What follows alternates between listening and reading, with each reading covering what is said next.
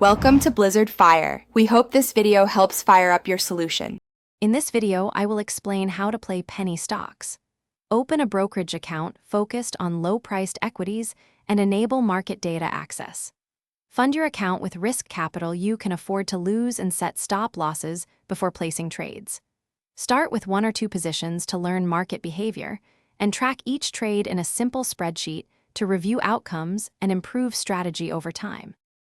Before buying, scan for liquidity and consistent volume to avoid getting stuck in positions. Read filings and press releases to confirm any real business activity and avoid pump and dump setups.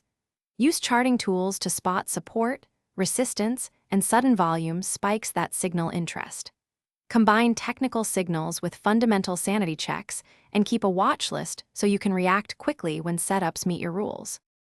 Treat penny stocks like high-risk experiments and protect your capital with firm rules.